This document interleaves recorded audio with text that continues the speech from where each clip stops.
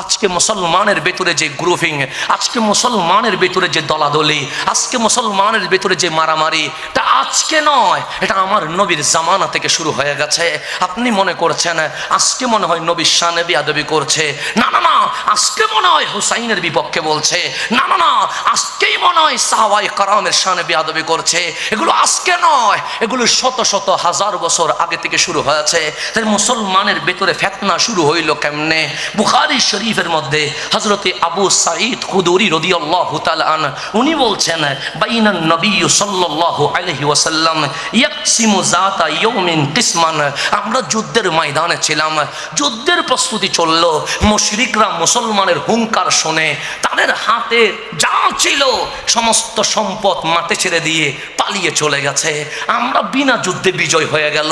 তো মাঠে কাফের মুশরিকরা যে সম্পদ ছেড়ে দেয়, এটার নাম গনিমতের মাল বলে।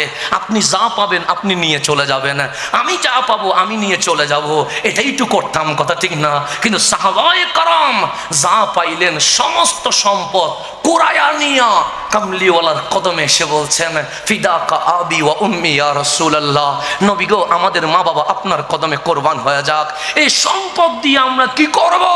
আমাদের সম্পদের দরকার নাই, আমাদের দরকার রহমতুল লিল আলামিন। এটা বলে সম্পদগুলো নবীর কদমে ছেড়ে দিয়েছে। যখন সমস্ত সম্পদ জমে গেছে, আমার রাসূল বললেন, এগুলা দিয়ে আমি কি করব? ইন্না আতাইনা কাল কাউসার, মাওলা তো আমার কাউসারের মালিক করে দিয়েছে। আমি তো সম্পদের জন্য আসি নাই, আমি তো বিল্ডিং এর জন্য আসি নাই, আমি তো ক্ষমতার জন্য আসি নাই। লিইখরিজান নাস মিনাজ জুলুমাতি ইলান নূর।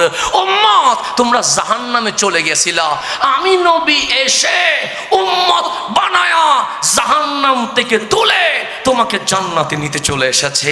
সুতরাং আমি সম্পদ দিয়ে কিছু করব না। লাইন ধরে দাঁড়িয়ে যাও। সাহাবায়ে কেরাম লাইন ধরে দাঁড়িয়ে গেলেন। আমার রাসূল ইনসাফ মোতাবেক ন্যায় বিচারের সাথে সাহাবায়ে কেরামকে সম্পদগুলো বন্টন করে দিচ্ছে। সবাইয়ের বন্টন করলেন, একজনরে দেয় নাই।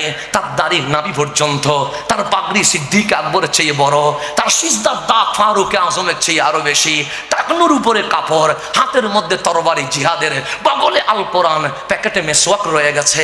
আমি বলি নাই, হাদিসের ছড়ার মধ্যে লেখা আছে, হযরতে আব্দুল্লাহ ইবনে আব্বাস রাদিয়াল্লাহু তাআলা আনহুমা বলছেন, সে নামাজ এত বেশি পড়তো, কখনো তাহাজ্জুদের নামাজ কাজা করে নাই। আমি আব্দুল্লাহ ইবনে আব্বাস সাক্ষী, যতবার মসজিদে নববীতে তাহাজ্জুদের টাইমে ঢুকেছি, ততবার তাকে তাহাজ্জুদের নামাজে দাঁড়িয়ে থাকতে দেখেছি। এমন বড় বড় কাত পড়ছে, তার লুঙ্গি তুলে দেখলাম মাংস বলে কিছুই নাই, হাড্ডি আর চামড়া একাকার হয়ে গেছে। নামাজ এক নম্বরে, রোজা এক নম্বরে, কোরআন তেলাওয়াত এক নম্বরে, জিকির এক নম্বরে। ওই ব্যক্তির নাম জুল খায়সারা রাজুলুম মিন বনি তামিম, তামিম গোত্রের মানুষ, তার নাম আব্দুল্লাহ ইবনে জিল খায়সারা। সে দাঁড়িয়ে আছে, কামলিওয়ালা নবী সবাইরে দিলেন, তার এক পয়সাও দেয় নাই।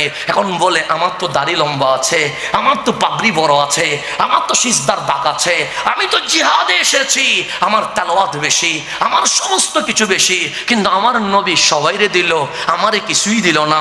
ফাকালা, সে বলল, ইয়া রাসূলুল্লাহ ইদিল, ইয়া রাসূলুল্লাহ আপনি ইনসাফ করেন নাই, ন্যায় বিচার করেন নাই, একটু ন্যায় বিচার করেন না। নবীরে আমার মতো বলে নাই, দুষে গুণে মানুষ বলে নাই, আলিফ বা সিনানা বলে নাই, দুশ্চরিত্র বলে নাই, ক্ষমতাহীন বলে নাই, শুধু বলেছে ইদিল, ইনসাফ করেন। আমার নবী বলেন, ওয়াইলাক, ধ্বংস হ, মাইয়া আদিলু ইজা লাম আদিল, আমি যদি ইনসাফ না করি ইনসাফ করবে কে? এটা শুনতে দেরি ফারুক আজম তরবারি তুলে ফেলেছে, ডাক দিয়ে বললেন, ইজানলি ইয়া রাসূলুল্লাহ অনুমতি দেন, লা আদরি বা অনুকাহ, তার গর্দান আমি দুই ভাগ করে ফেলবো। ফারুক দাঁড়িয়ে আছে, ফারুক বলে জানি, পাগড়ি আছে, ফারুক বলে জানি, জুব্বা আছে, পাগড়ি, ফারুক বলে জানি, নামাজ রোজা হজ যাকাত আছে, ফারুক বলে জানি। তবে আমার বিশ্বাস, সূর্য উঠেছে নবীর কারণে, চাঁদ এসেছে নবীর কারণে, তারকারাজি ঝিকিমিকি করে নবীর কারণে, আমরা দুনিয়াতে নিঃশ্বাস নি নবীর কারণে। সবাই দুনিয়াতে থাকার অধিকার আছে, কিন্তু নবীর শানে বেয়াদবি করলে তার দুনিয়ায় থাকার কোনো অধিকার নাই। ফারুক আজম বলেন ইজানলি ফাদরিবা উনকাহ, হাবিব আমারে অনুমতি দেন, আমি এই মুনাফিকের গর্দান দুই ভাগ করে ফেলবো। আজকে সোনার বাংলাদেশে নিজেদের কর্মীরে বাঁচানোর জন্য ডাক দিয়ে বলে নবীরাও নাকি দুশ্চরিত্র ছিল, সাহাবীরা নাকি অন্যের বিবির দিকে তাকিয়ে থাকতো। আরে সোনার বাংলায় নবীর শানে বিয়াদবি হয়, আমরা ঘুমাই কেমনে? এই সোনার বাংলায় সাহাবীর শানে বিয়াদবি হয়, আমাদের হাসি আসে কেমনে? এই সোনার বাংলায় হুসাইনের বিপক্ষে কথা বলা হয়, আমরা নিঃশ্বাস নেই কেমনে? খোদার কসম, ফারুক আজম যদি বেঁচে থাকতেন তাদের গর্দান দুই ভাগ করে দিয়ে দিতেন। কিন্তু আমাদের ইমানি জজবা চলে গেছে, আমাদের ইমানের কুওয়াত চলে গেছে, আমাদের রুহানিয়ত চলে গেছে।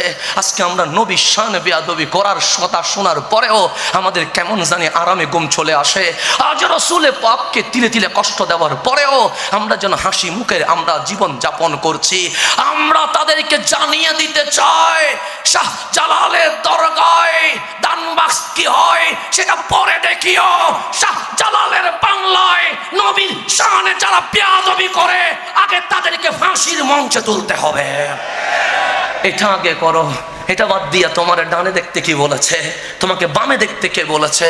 শাহজালালের বাংলায় নবীর শানে বিয়াদবি হয় কেমনে? শাহজালালের বাংলায় সাহাবাই کرام নিয়ে অশ্লীল কথা বলে কেমনে? শাহজালালের বাংলায় এজিদকে বাঁচানোর জন্য এজিদের পক্ষে কথা বের হয় কেমনে? আগে দেখা দরকার এই শাহজালালের বাংলায় নবী বিদ্বেষীদের থাকার কোনো অধিকার নাই, এটা দেখার দরকার। ফারুক আজম তরবারি নিয়ে ফেলেছেন, আমার নবী বলেন আনা নবীউর রহমা, আমি রহমতের নবী, দাহু ওমর ছেড়ে দাও। ফারুক আজম যখন ছেড়ে দিলেন তখন বললেন ইন্না লাহু আসহাবান, ওগো ওমর সে একলা নয়, কিয়ামত পর্যন্ত তাদের বড় দল থাকবে। আমি রাসূল বলছি ইয়াহকিরু আহাদুকুম সালাতাহু মা সালাতিহি, তাদের নামাজের সামনে তোমাদের নামাজ বড় নগণ্য হয়ে যাবে, গণার মধ্যে পড়বে না। ওয়া সিয়ামাহু মা সিয়ামিহিম, তাদের রোজা তোমাদের রোজা যখন তাকাবা তাদের সামনে তোমরা লজ্জিত হয়ে যাবা। কিন্তু আমি নবী নবুয়তের জবানে বলে গেলাম ইয়ামরিকুনা মিনাদ দ্বীন কামরুকিস সাহমে মিনার রামিয়া, ধনুক থেকে তীর যেভাবে বের হয়ে যায় তাদের কলব থেকে সেভাবে ঈমান বের হয়ে যায়। হুম কিলাবুন নার, তারা জাহান্নামের কুকুর হয়ে গেছে।